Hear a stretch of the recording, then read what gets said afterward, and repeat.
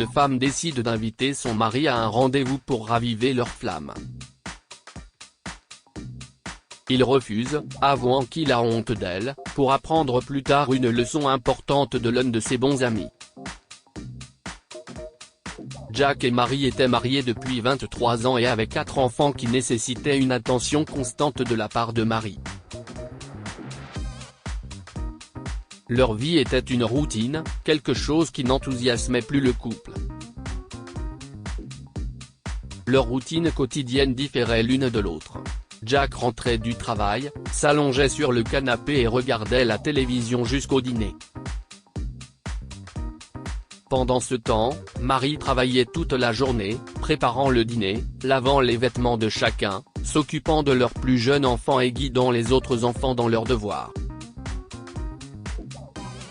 Lorsque Mary avait enfin du temps libre, tard le soir, elle regardait des films romantiques et s'imaginait dans ces films. Elle rêve d'un rendez-vous galant, car elle et son mari n'ont pas eu depuis longtemps. Cependant, lorsque Mary cesse de regarder dans le miroir, elle a été attristée par ce qu'elle a vu. Elle ne ressemblait en rien aux femmes des films. Elle a jeté un coup d'œil à sa photo de mariage devant le miroir et n'a pas cru ses yeux. Elle voyait maintenant une vieille femme fatiguée et triste au lieu de la jeune fille joyeuse qu'elle était autrefois. Secouant cette pensée, elle décida de changer sa réalité. Le lendemain, quand Jack rentra du travail, elle le fit asseoir à la table du dîner. « Jack, je me disais que nous pourrions peut-être sortir ensemble. Il y a un endroit sympa qui a ouvert en ville. Peut-être qu'on pourrait aller le voir », avait-elle suggéré. Jack se moque et est surpris que Mary ait pris l'initiative. Un rendez-vous? Pourquoi on sortirait ensemble? Est-ce qu'aujourd'hui est un jour spécial ou quelque chose comme ça? Demanda-t-il. Mary secoue la tête. Nous n'avons pas besoin d'attendre un jour spécial pour sortir ensemble. Nous pouvons rendre n'importe quel jour spécial, sourit-elle gentiment. Au lieu d'être touché par le geste de Mary, Jack commence à se sentir irrité. « Regarde-toi », dit-il à Mary. « Tu es affreuse. Je ne vais nulle part avec toi. » Mary s'est sentie blessée par les mots durs de son mari, d'autant plus qu'elle avait cette apparence parce qu'elle venait de finir de nettoyer leur maison. « Je viens de finir de faire tout le ménage, c'est pour cela que je suis dans cet état », s'était-elle justifiée. « Ne sois pas ridicule. Tu ressembles à ça tous les jours. Avant, tu prenais soin de toi, tu te coiffais, tu t'habillais bien, mais maintenant tu ressembles à une vieille fille. Je ne sais pas quand tu as commencé à te laisser aller, » lui avait dit Jack. Les yeux de Mary s'étaient remplis de larmes. « Même quand tu pleures, tu es affreuse. Veux-tu la vérité? J'ai honte de toi. Je ne peux pas te sortir comme ça, » avait dit Jack avant de sortir par la porte d'entrée. Jack s'était rendu chez son ami Samuel et l'avait invité dans un bar pour boire une bière. Mais Samuel avait immédiatement repoussé. « Désolé, mon pote. Je vais à un rendez-vous avec ma femme. Il y a un nouvel endroit en ville où je veux l'emmener. » Jack était offensé que son ami refuse une sortie au bar pour un rendez-vous avec sa femme. Puis il avait vu la femme de Samuel descendre les escaliers. Elle était magnifique dans sa robe et avait un grand sourire alors qu'elle tenait des fleurs dans ses bras. « Sam, je viens de trouver ce bouquet sur la table de notre chambre. Si est toi qui l'as mis là ?» s'exclame-t-elle en embrassant Samuel sur la joue. « Oui, surprise. Aussi, voici. » dit-il en prenant un sac en papier derrière la porte d'entrée. sa femme l'avait ouvert et à l'intérieur se trouvait une magnifique robe de soirée. Oh, Sam. Si est magnifique. Tu es le meilleur des maris. Laisse-moi me changer rapidement. Je porterai cette robe pour notre rendez-vous, dit-elle avec enthousiasme, en remontant précipitamment à l'étage. Jack était stupéfait à cause de ce qu'il venait de voir. Sam, ta femme est magnifique, et vous avez l'air tellement amoureux. Ma femme a toujours l'air malheureuse. Elle ne sourit presque jamais de nos jours, dit-il.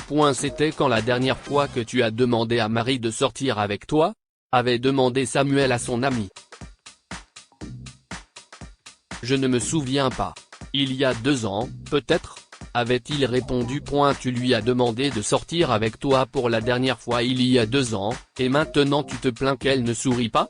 Dit Samuel, en frappant son ami sur le bras de manière ludique. Secouant la tête, Samuel décida de donner un précieux conseil à Jack. Tu sais, mon pote. Je fais en sorte que chaque jour soit spécial pour ma femme. Elle est la lumière de notre foyer. Elle mérite tout l'amour et le respect que je lui porte.